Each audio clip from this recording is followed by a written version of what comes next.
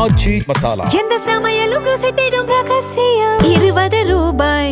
இன்னைக்கு நம்ம பேச போகிறது ரொம்பவே முக்கியமான ஒரு topic. At the same time இந்த டிஜிட்டல் வேர்ல்டில் நம்ம எவ்வளோ சேஃபாக இருக்கணும் அப்படின்னு தெரிஞ்சுக்கிறதுக்காக ஒரு முக்கியமான விஷயம் அப்படின்னே சொல்லலாம். ரீசெண்டாக மிருனால் தாகூர் அவர்கள் அவங்களோட சோஷியல் மீடியா பேஜில் என்னோட ஃபோட்டோவை யாராவது தப்பாக யூஸ் பண்ணீங்க, இல்லை என்னோட ஐடென்டிட்டியை யாராவது தப்பாக யூஸ் பண்ணீங்க அப்படின்னா நான் கண்டிப்பாக லீகல் ஆக்ஷன்ஸ் எடுப்பேன் அப்படின்னு ரொம்ப ஸ்ட்ராங்காக வார்னிங் கொடுத்துருக்காங்க.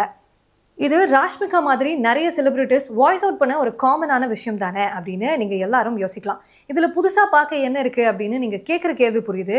ஆனால் என்னை பொறுத்த வரைக்கும் இது நம்ம வேக்கப் பண்ண வேண்டிய ஒரு கால் அப்படின்னே சொல்லலாம். ஏஐ, டீப் ஃபேக், சோஷியல் அபியூஸ்னு இந்த மாதிரி நிறைய விஷயங்கள் புதுசாக வந்துக்கிட்டே தான் இருக்குது. ஆனால் அதுக்கு நமக்கு எவ்வளோ அவேர்னஸ் இருக்குது அப்படின்னு பார்த்தா அது ஒரு கேள்விக்குறியாக தான் இருக்குது.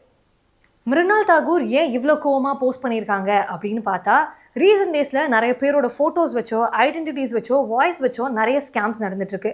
அதே மாதிரி தான் மிருனால் தாகூர் அவர்களோட ஐடென்டிட்டி அண்ட் ஃபோட்டோஸ்லாம் வச்சு நிறைய கமர்ஷியல் ஆட்ஸ், அதே மாதிரி சோஷியல் அபியூசஸும் நடந்துட்டுருக்கு. இதுக்கெல்லாம் ஒரு முற்றுப்புள்ளி வைக்கணும் அப்படிங்கிறதுக்காக தான் இது மாதிரி விஷயம் திரும்ப நடந்துச்சு அப்படின்னா நான் ஸ்ட்ரெயிட்டாக போலீஸ் கம்ப்ளைண்ட் பண்ணிடுவேன், இல்லாட்டி கோர்ட்டுக்கும் போயிடுவேன் அப்படின்னு ரொம்ப ஸ்ட்ராங்காக வார்னிங் கொடுத்துருக்காங்க. இந்த இன்சிடென்ட் மூலமா மிருனால் தாகூர் கிட்ட இருந்து நம்ம கற்றுக்க வேண்டிய விஷயம் என்ன அப்படின்னு பார்த்தா, ஏதாவது ஒரு பிரச்சனை அப்படின்னா அதுக்கு சைலன்ஸ் எப்போவுமே சொல்யூஷன் கிடையாது. வாய்ஸ் அவுட் பண்ணாதான் அதுக்கான சொல்யூஷன் கிடைக்கும். ஒருத்தரோட பெர்மிஷன் இல்லாமல் அவங்களோட ஃபோட்டோவையோ ஐடென்டிட்டியோ தப்பாக யூஸ் பண்ணுறாங்க அப்படின்னா அது ரொம்ப பெரிய க்ரைம்னு நம்ம எல்லாருக்குமே தெரியும். ஆனால் இதுலேருந்து எப்படி மீண்டு வர்றது அப்படின்னு நிறைய பேருக்கு தெரிய மாட்டேங்குது. கவர்மெண்ட் சைட்லேருந்து இதுக்கு நிறைய அவேர்னஸஸும் கொடுத்துட்டு தான் வந்துட்டு இருக்காங்க. இந்த மாதிரி ஒரு விஷயம் நடக்குது அப்படின்னா உடனே என்ன பண்ணணும்? பதட்டப்படாமல் சைபர் கிரைமில் கம்ப்ளைண்ட் பண்ணணும்.